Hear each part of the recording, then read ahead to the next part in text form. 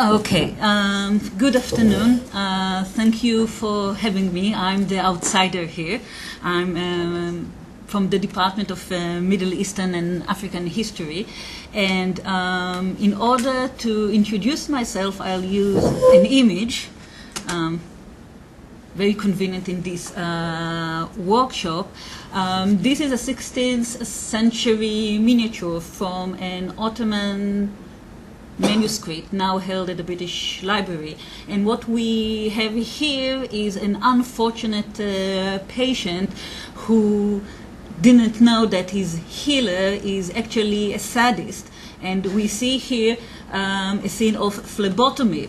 Our guy wanted just to get some of his blood out, that's all, and he didn't know that his healer will cut him again and again and again, but of course there is a happy end. Eventually he could succeed in freeing himself, and all is well. This is actually what I do. I concentrate on health and well-being in the early modern Turkish-speaking and Arabic-speaking Middle East. And from medicine, I started to think about well-being in its widest possible ways, and that brought me also to the environment, and history of the environment is where David and I intersect. And because I also utilize images from 16th and 17th century manuscript, I was very happy to be asked to come here, because it forced me to reflect again about this kind of source, especially now that I work on the environment, which is a totally new territory for historians of the Middle East. So we have a new agenda, and we need new sources, we need new methodologies. So what I do here, not just discuss David's paper, but also reflect on what, as a historian, I would like to do myself. And my starting point is this quotation. These are the words of one of the characters in My Name is Red, 1998 Turkish historical roman cum thrillers set in the 1590s ateliers of the Ottoman palace.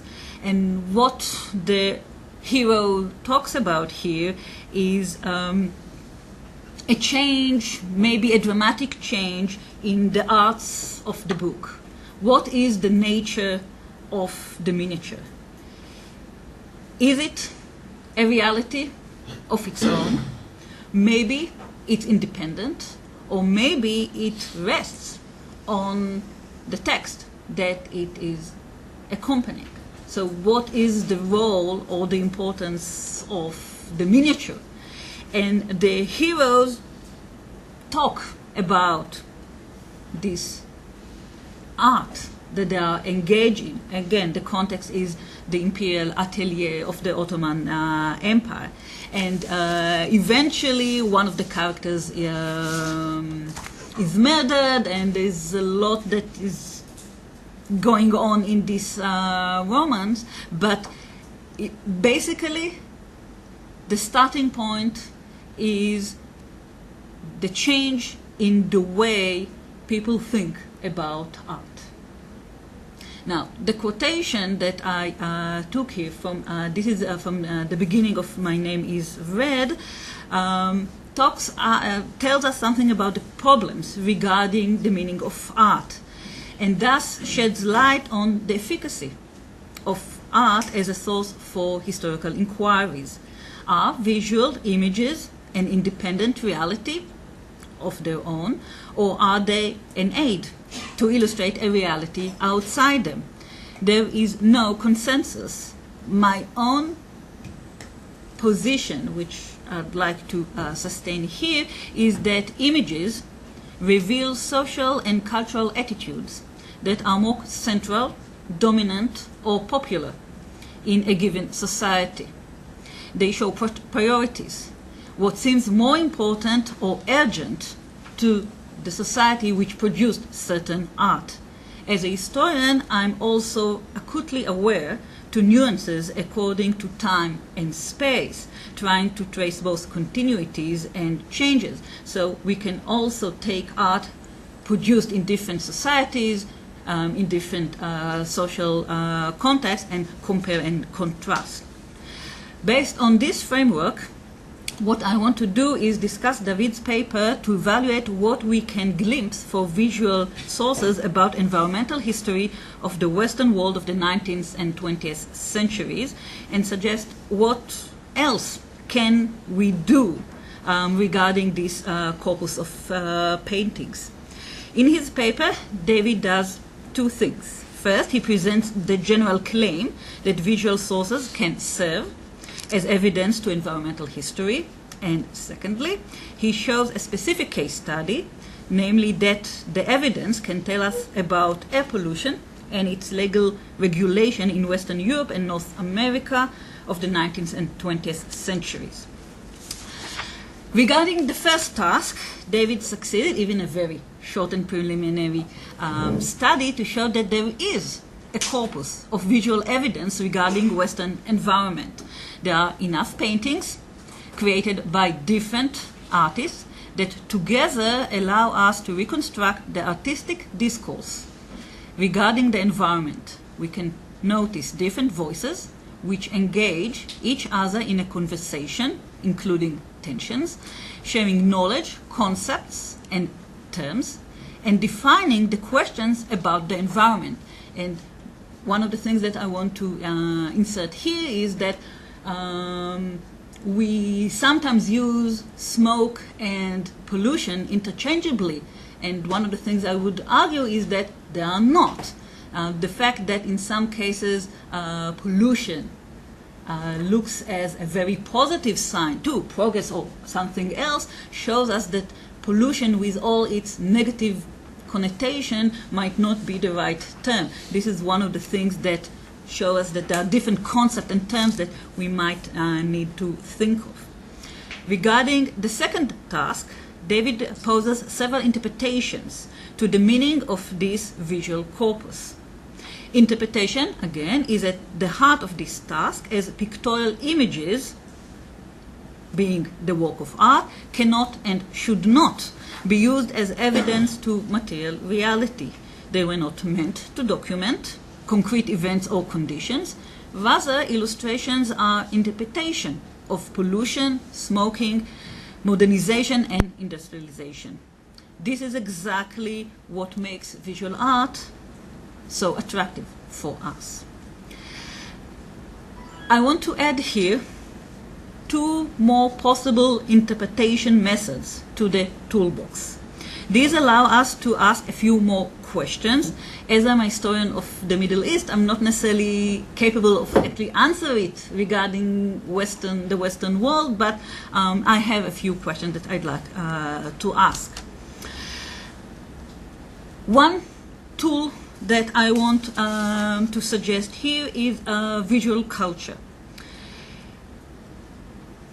This comes from the closing decades of the 20th century and evolved from Anglo-Saxon academic scenario. Following Norman Bryson, Michael Unholy, and Keith Moxey and their definition of visual culture, we are urged to study the social meaning of visual images rather than their aesthetic merits. It was W.J.T. Mitchell who proposed to think of the pictorial turn that generates two forms of visual study. The term is coined, of course, after the linguistic turn, which occupied humanistic scholarship since the mid-20th century. Iconology, on the one hand, that is the study of images across various media, and visual culture, on the other hand, which is the study of construction of visual experience. Thinking of visual experience regarding the environment, we may ask, for instance, what art tells us about the ways people felt emotionally and physically about pollution. In other words, what physical and mental sensations were felt upon painting polluted landscape or gazing at these images.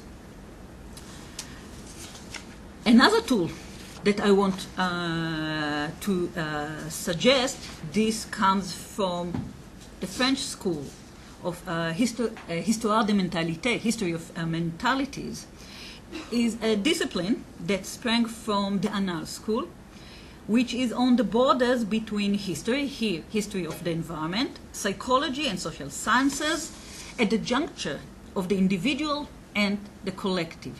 This elusive French term refers to collective mindsets, social attitudes, and forms through which they are conveyed. These may include, among others, rituals and language, visual, oral, and body language. This type of history focuses on decoding the manner in which historical circumstances were portrayed and presented, even in an unconscious ways, in contemporary sources. Its interest is in image and representation rather than compiling data. Visual sources, as we can see here, seems to be highly relevant to decode the zeitgeist of the period in relation of concepts such as novelty, progress, modernity, or pollution. This latter concept is a category of its own, as contemporaries used it as a yardstick to evaluate the former abstract concept. So pollution in itself is a very thick description. Now, after suggesting these two possible ways to interpret images, comes another question. Whose mentalities and whose visual experiences? The paintings and drawings we meet in David's paper were created by the more important and influential artists of their time, Pissarro, Monet, Degas, and so on. In that regard, David shows well. However, this repertoire allows us to see the mindset of an elite and urban artistic milieu, not of so many other segments in Western society that made up the period's mentalite or zeitgeist. We need to be aware of such limitations. What can we do in order to overcome them? There are several steps we should follow. For instance, we need to outreach and get at the non-star artists in order to understand better the artistic production regarding the environment in that period. This is neither a question of quantity nor of quality in the sense of a variety. Although these are, of course, important, the issue for me is one of comparison between artists and artistic schools that would allow us to get closer to the painter's artistic choices, some of which were trendy fashions that come and go, and try to pinpoint what were shared perceptions and concerns regarding the environment across artistic schools or movement, hence more popular in that society. Furthermore, we can turn our gaze from the artists to the audience and ask about the reception of the paintings among viewers, critics, and art collectors. While we need to broaden the variety of visual mentalities and experiences, we need to break down the geographical scope. For this preliminary study, David used the West as an analytic framework. He grouped together Western Europe and North America, but this is of course not a monolithic entity. Modernities and their environmental context, and I use the plural intentionally, came about differently in each region. Europe isn't identical to North America, the continent isn't exactly like the British Isles, Central Europe isn't a mirror to the western part, etc., etc., etc. We should also think in neater time frame units. The 20th century with its 2 world wars, unique ideologies, unique financial systems is very different. It doesn't duplicate the 19th century. Now, if I want to go to the bottom line, I think that we all subscribe to David's concluding paragraph that while it may be difficult to discern the contents and forms of environmental law from artistic sources, these sources can at least alert us to the presence of environmental legal norms in historical context. I think that this is the starting point of other more nuanced studies that will enlighten us to the contents of these different norms in changing, sometimes quite rapidly and dramatically, historical context. Thank you.